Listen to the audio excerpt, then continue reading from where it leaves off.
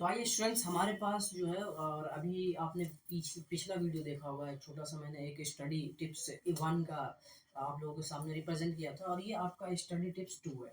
Actually होता क्या है ना, स्टडी टिप्स टू के पीछे मेरा रीज़न क्या है, मैं क्यों आप लोगों को बता रहा हूँ कि होता क्या है ना कि हमारे पास देखो मैंने लिखा लिटरेचर राइटिंग। हम क्या करते हैं ना कि हमारे पास जो लिटरेचर जो सब्जेक्ट्स हैं, जैसे लिटरेचर में हमारे पास आ जाता है, एक आपका हिंदी आ जाता है, इंग्लिश आ जाता है, ठीक है। आपका एसएसटी भी कहीं ना कहीं उसी में इन्वॉल्व हो जाता है, क्योंकि उसमें भी हमें राइटिंग्स करने होते हैं, उसमें हमें बहुत सारे हिस्ट्री की चीज़ों को लिखना होता है, ठीक है, और याद करनी पड़ती है चीज़ों को।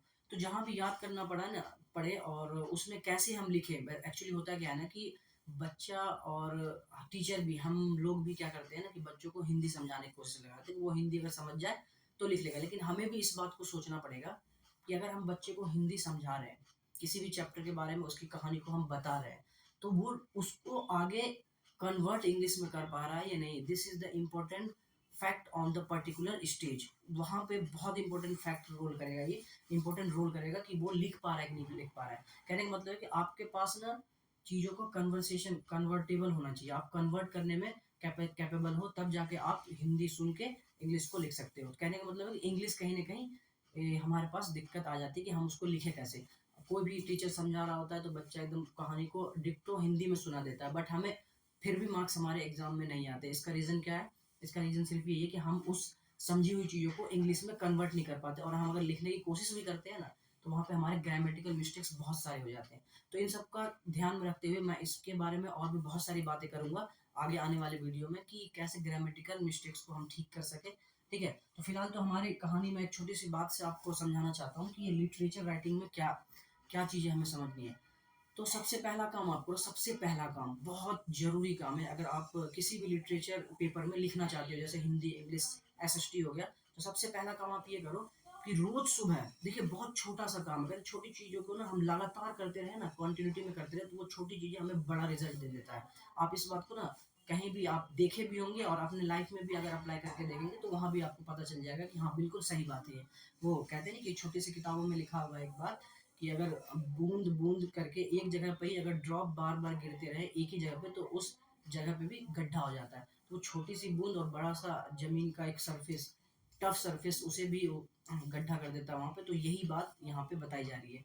तो मैं क्या कर रहा हूँ, आप एक काम करो, और वो काम ये है कि रोज़ मॉर्निंग में, बहुत छोटी-सी बात है, ध्यान सुनिएगा, ध्यान से, और उसको अप्लाई भी कीजिएगा। सारे स्टूडेंट जितने भी हैं, जितने भी स्टूडेंट्स हैं सारे, ठीक है, 6, 7, 8, 9, 10, 11, 12 सब के लिए है, क्योंकि लिटरेचर का पेपर सब के लिए ही आता है, ठीक है। मॉर्निंग में आप उठिए, सबसे पहले उठ के 20 मिनट किसी तरीके से अपना 20 मिनट निकालिए। 20 मिनट में आप हिंदी की रीडिंग, रीडिंग, जस्ट रीडिंग, मैं ये नहीं कह रहा हूँ कि आप उसके मीनिंग को समझे, नहीं, मीनिंग नहीं समझे, उसका फ़ायदा क्या होगा मैं वो भी बताऊँगा।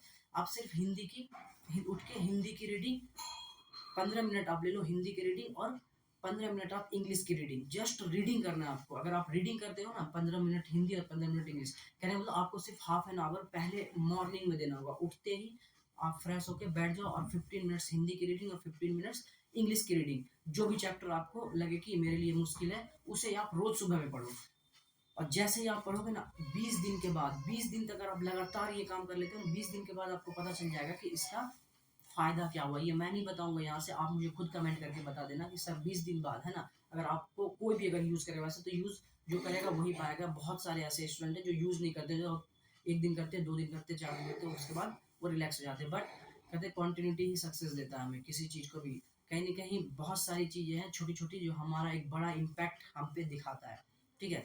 तो 15 मिनट हिंदी मॉर्निंग में जगते ही, 15 मिनट हिंदी रीडिंग और 15 मिनट इंग्लिश रीडिंग। और रीडिंग भी ऐसे करना है कि जितना आप बोलो आपको आवाज़ सुनाई देनी चाहिए। कहने का मतलब आप इतना वॉइस रखो अपनी, पढ़ने के टाइम पे इतना वॉइस रखो उसमें कि आपकी आवाज़ आपको सुनाई देनी चाहिए, नहीं कि पड़ोसियों को जाने देना, ऐसा नहीं करना है, ठीक है?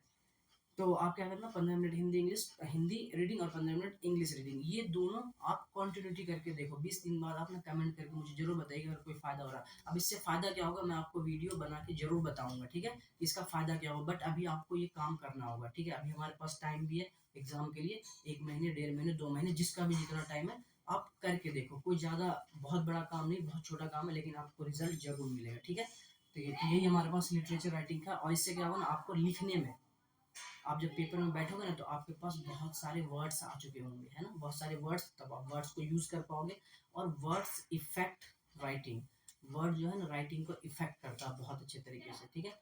तो वोकेबुलरी वर्ड्स पावर हमारे बूस्ट हो जाती है, तो आप इसको जरूर कीजिए। हम मिलते हैं दूसरे अगले टिप्स में, तब तक के लिए इसको जरूर आप तैयार, जो जिस वक्त से सुन रहा है उसी अगले दिन से मॉर्निंग से स्टार्ट कर दीजिए। Okay, bye.